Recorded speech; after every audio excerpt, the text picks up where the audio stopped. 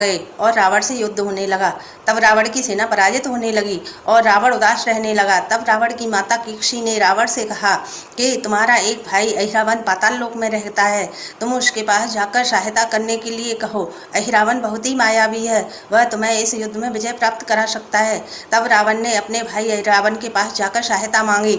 उधर विभीषण को इस बात का पता चला तो उन्होंने हनुमान जी से कहा कि आज की रात राम और लक्ष्मण के लिए बहुत भारी है, इसलिए तुम्हें उनकी रक्षा करनी होगी, क्योंकि हमारा मायावी भाई अहिरावण आज किसी का भी रूप धारण करके श्री राम और लक्ष्मण को हानि पहुंचा सकता है, इसलिए राम लक्ष्मण के पास किसी को भी मत जाने देना। तब विभीषण की बात सुनकर हनुमान जी राम लक्ष्मण की रखवाली में लग गए।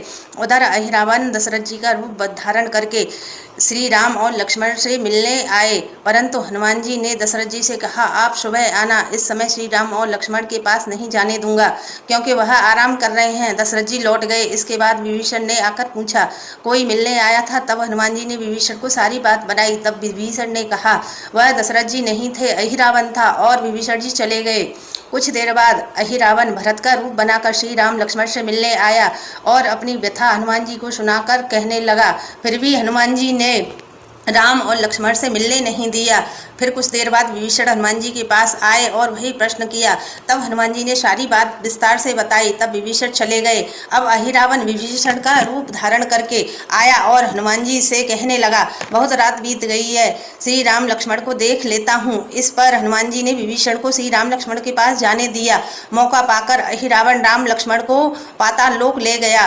कुछ देर बाद विभीषण ने आकर हनुमान जी से राम लक्ष्मण के बारे में पूछा तो हनुमान जी बोले कुछ देर पहले तुम ही तो आए थे, राम लक्ष्मण को देखने गए थे। तब विभीषण को शंका हो गई और वह राम लक्ष्मण को देखने गए तो वहां राम और लक्ष्मण नहीं थे, परंतु एक सुरंग बनी थी जो पाताल लोक तक जाती थी। हनुमान जी उसी सुरंग में प्रवेश कर गए। वहां जाकर देखा तो गंदगी का ढेर लगा था।